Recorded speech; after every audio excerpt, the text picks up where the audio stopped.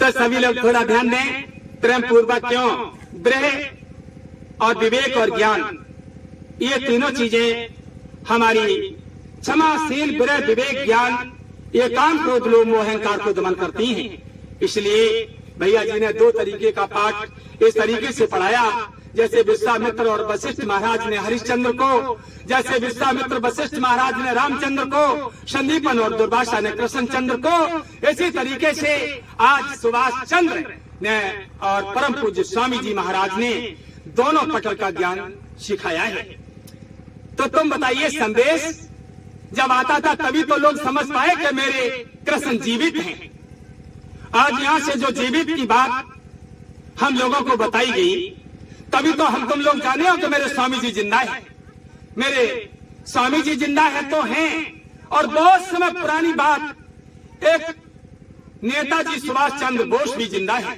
ये भी बात तो हमको यहीं से मिली, पहले तो हम नहीं जानते थे, लेकिन यहाँ से जो चीज मुझे प्राप्त हुई एक संदेश के माध्यम से, वो अमर संदेश कहा जाता है कि महापुरुषों के यहाँ से जो अपने तपोस्थल को छोड़ करके दूसरी नगरी का निर्माण कर लेते हैं परिवर्तन के लिए, वहां से जो संदेश आता है वो मैन और सच्चा संदेश होता है। तो संदेश तो सभी लोगों के पास जाया करते हैं, लेकिन इसमें ये नहीं पता चलता कौन सा संदेश सच्चा है और कौन सा संदेश झूठा है। लेकिन सच्चाई होती है और झूठ होता है। इस तरीके से मेरे धर्म प्रेमियों, कृष्ण भगवान ने अपनी असली राजनीति के द्वारा दुर्वासा ऋषि के चरणों को स्पर्श किया और कहा, संदीपन गुरु का ज्ञान और दुर्वासा की राजनीति, कहीं मुझसे अपराध ना हो जाए।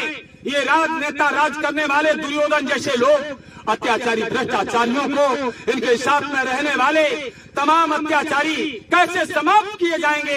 इस तरीके से कृष्ण भगवान ने धर्म की राजनीति को मिला करके शांत दूत बन करके कौरवों और पांडवों के बीच में समझाया। अगर दुर्योधन कृष्ण की बात मान लेता, राजनीति रूपी दरबार में जाकर के जब ये समझाते थे, तो ये महाभारत क्यों होता? बड़ी बात, दिक्कत आ रही है यार डीके भैया, लेकिन टिक नहीं पाई। तो उनके पास भी मैंने जाकर के देखा, किसी जगह पर भी मुझे राजनीति और धर्मनीति का वैवाहिक संबंध दिखाई नहीं दिया। तो ये इतिहास, मैं तो भाई भागवत पढ़ता था, तो मैंने इतिहास उठा करके जब देखा कि हर एक युग में, सतयुग से लेकर के त्रेता द्वापर में राजनीति का वैवाहिक संबंध धर्म नीति से रहा, और बिना धर्म नीति और राजनीति के किसी भी महान पुरुष ने, जो अवतारित पुरुष आया, उसने परिवर्तन नहीं किया। राजनीति और धर्म नीति के माध्यम से ही तो परिवर्तन हुआ।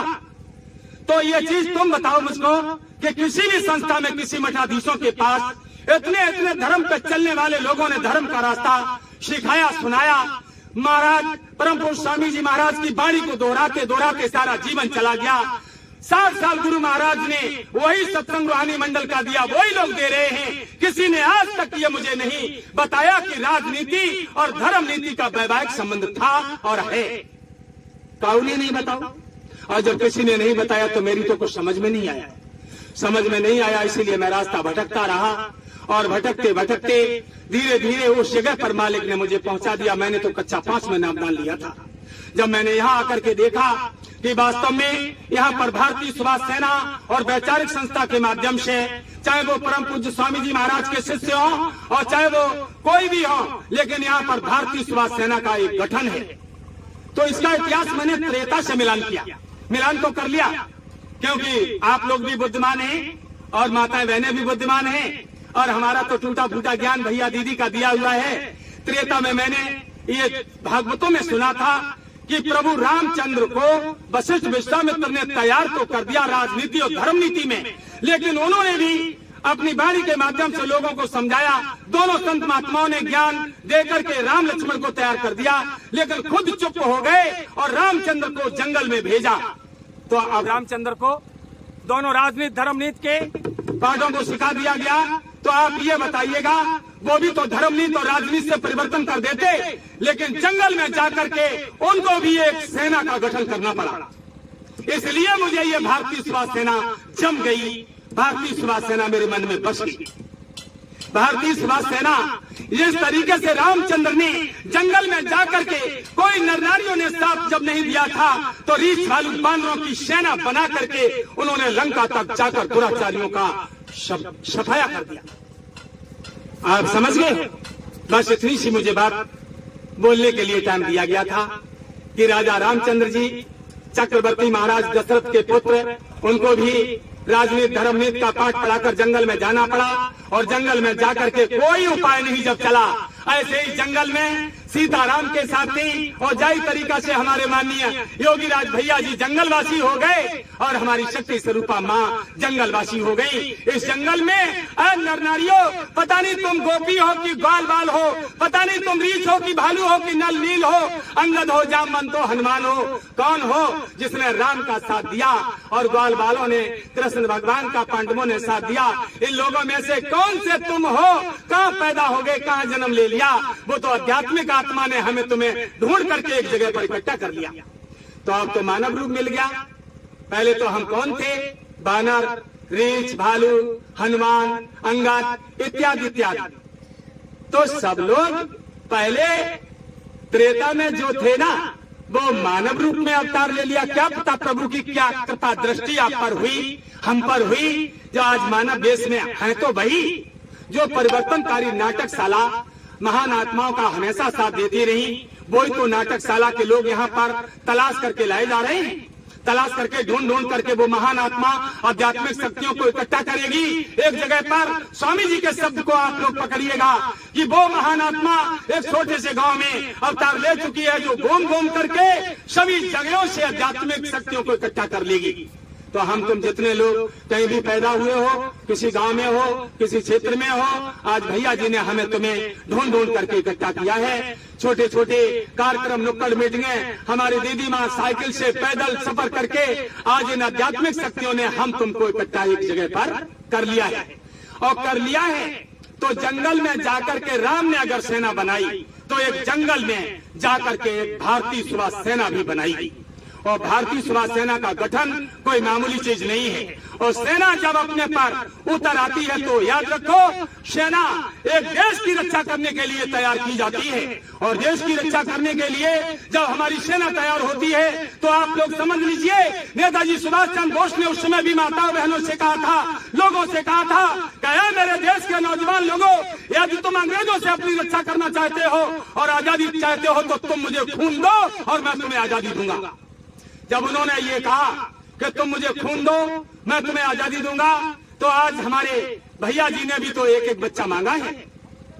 एक एक बच्चा अपना दे दो तो ये देश के काम आएंगे।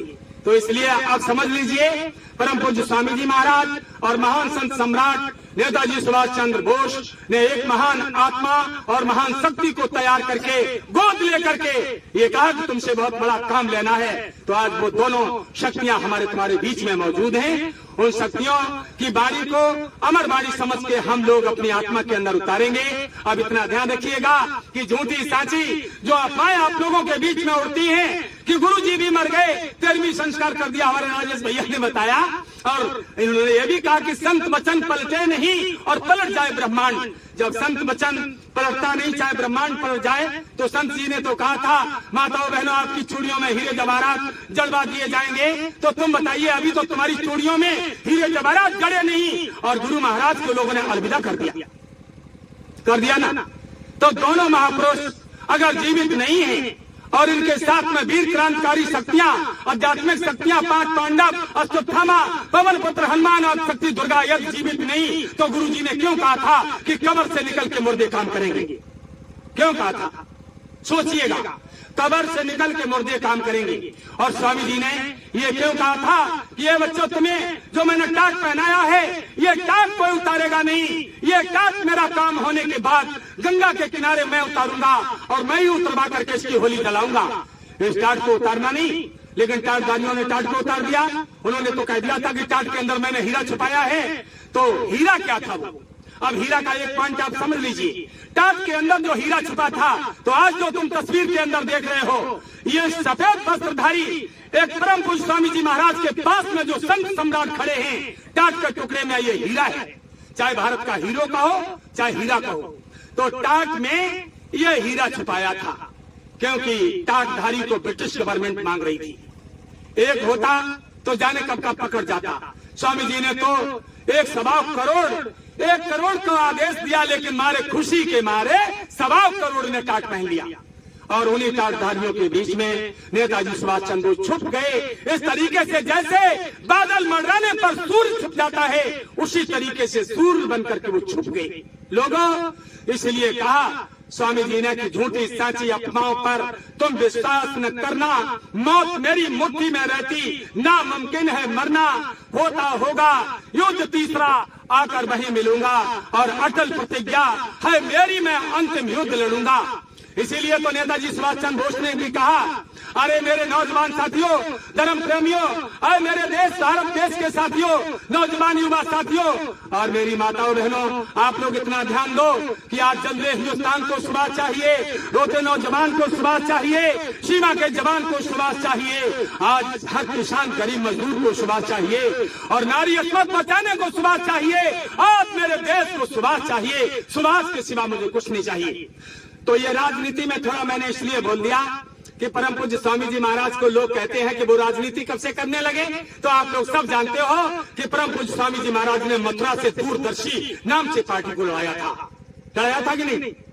तो इसीलिए हमारे धर्म प्रेमियों ने कटघरे में खड़े होकर के साफ कह दिया कि घोर अंधियार है, उजास मांगता है देश, और एक बार फिर से सुभाष मांगता है देश, एक बार फिर से सुभाष मांगता है देश। पतझड़ छाया मधमास मांगता है देश, कुर्बानियों का वो एहसास मांगता है देश, और एक बार फिर से सुभाष मांगता है देश, एक बार फिर से सुभाष मांगता है देश। एक बात और सुन लो कि ये झूठा इतिहास तुम्हें पढ़ाया गया ना, बड़े बड़े पढ़ने लिखने वाले लोग डिग्री कॉलेज विश्वविद्यालय में आज MP MLA विधायक बन गए, बैरिस्टर वकील बनकर, जज कलेक्टर बनकर कोर्ट कचहरियों में बैठ गए, लेकिन उनको भी झूठा इतिहास पढ़ाया गया।